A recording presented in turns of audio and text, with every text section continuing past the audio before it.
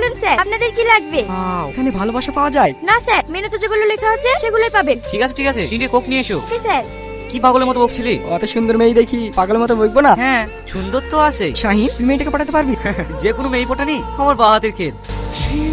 এই নাও। এটা কি স্যার? ওরেই দেখো না।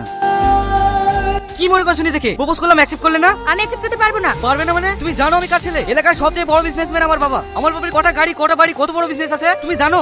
সবকিছু যখন আপনার বাবার আছে তাহলে আপনার বাবা প্রপোজ করলেই পারতো। আপনি আসছেন কেন? কি উল্টোপাল্টা বকছো? ঠিকই বলছি, আপনি যে পরিচয় দিলেন সবই তো আপনার বাবার। আপনার তো কোনো পরিচয় নেই। যেদিন নিজের কোনো পরিচয় তৈরি করতে পারবেন সেই দিন আসবেন কোনো মেয়েকে প্রপোজ করতে।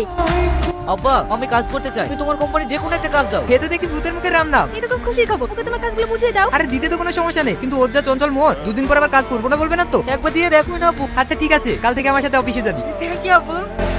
আচ্ছা এখানে যে মেয়েটা কাজ করতো সে আজ আসেনি? আমাদের ওইটা সালমার কথা বলছেন? হ্যাঁ ওই মেয়েটাই, ও আজ আসেনি। দুদিনের জন্য ছুটি নিয়েছে। আচ্ছা ওর বাড়ি ঠিকানাটা দিতে পারবেন? দাঁড়ান। আমি তোর কাছে বোঝা হয়ে গেছি রে মা। সংসারের জন্য তুই আর কত করবি বল। ওসব কথা বাদ দাও তো মা। লে ওষুধটা খেয়ে নাও।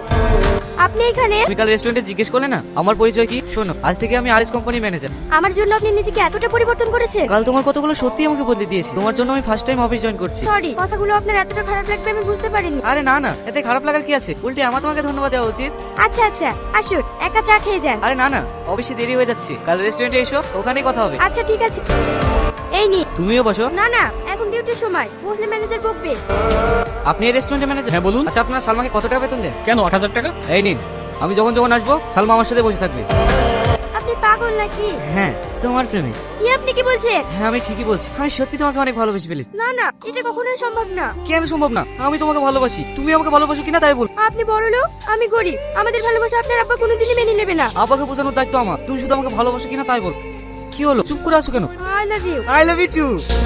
কি আমার ছেলে একটা ওয়েটারের সাথে প্রেম করি? কথাটা বলতে তো লজ্জা লাগলো না? আমি ওকে খুব ভালোবেসে ফেলেছি আব্বা, ওকে ছেড়ে আমি বাঁচবো না। চুপ কর, ওই ভিখারি বাচ্চার সাথে আমি তোর বিয়ে কোনোদিনও দেবো না। ওগো, ছেলে যখন বলছে তুমি আর না করো না। তুমি চুপ করো। আসত ওই মেয়েটার নাম যেন দ্বিতীয়বার এবারে উচ্চারণ না হয়, এটাই আমার শেষ কথা। ছোট বাবু যা এখান থেকে, বসো। কিরে কাজ হইলো? না সাহেব, ছোট বাবু সামনে চলে এসেছিল।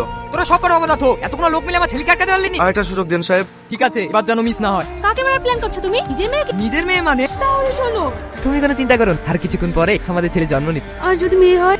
তাহলে আর তোমাকে আমার বাড়ি পা দিতে হবে না, নিজের মেয়েকে নিয়ে সোজা বাপের বাড়ি চলে যাবে। আমি এখন অফিস গেলাম, যদি ছেলে মুখ দেখাতে পারো তাহলে ডাকবে।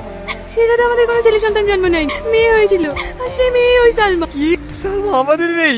ছি আব্বা ছি, তুমি এত নি, তুই না হয় আমাদের ভালোবাসা নাই মেনে নিলাম, তাই বলে একটা মেয়েকে মারতে তুমি গুঁটা পাঠিয়েছিলে? তুই আমাকে ক্ষমা করে দে বাবু, আমি তুই সব মেনে নিস। আমরা ধুমধাম করে তাদের বিয়ে দিতে চাই। আব্বা